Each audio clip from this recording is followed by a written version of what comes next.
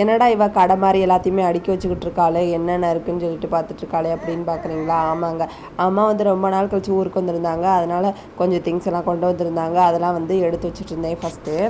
அம்மா வந்தாலே அன்றைக்கி வந்து எனக்கு நாள் வந்து ஃப்ரீயாக தான் இருக்கும். ஏன்னா நான் வந்து ஒரு வேலையும் செய்ய மாட்டேன். அம்மா வந்து எல்லா வேலையுமே பார்த்துருவாங்க. அதனால் அம்மா வந்தால் கொஞ்சம் ஹாப்பியாக தான் இருக்குதும். வாங்க என்னென்னலாம் கொண்டு வந்திருக்காங்கன்னு பார்ப்போமா?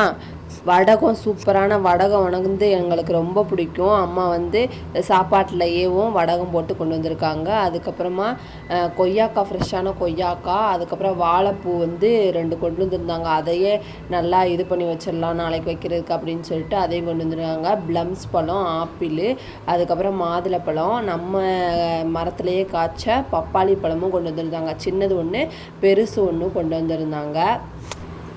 காஃபினாலே எனக்கு ரொம்ப பிடிக்கும். அதனால காஃபி பொடி கொண்டு வந்திருந்தாங்க. ஹார்லிக்ஸ் டப்பா ஒன்று கொண்டு வந்திருந்தாங்க.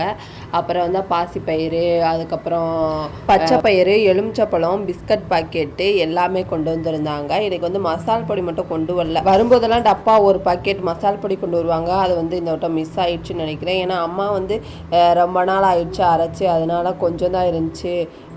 மசால் பொடி இனிமேல் தான் அரைக்கணும், நானே கடையில் வாங்கிட்டு இருக்கேன் அப்படின்னு சொன்னாங்க. சரிம்மான்னு சொல்லியாச்சு. 5 கிலோ அரிசி பை ஒன்று கொண்டு வந்திருந்தாங்க. உங்கள் அம்மாவும் இந்த மாதிரி கொண்டு வந்திருக்காங்கன்னு சொல்லிட்டு கமெண்ட் பாக்ஸில் கமெண்ட் பண்ணுங்கள். பாய்.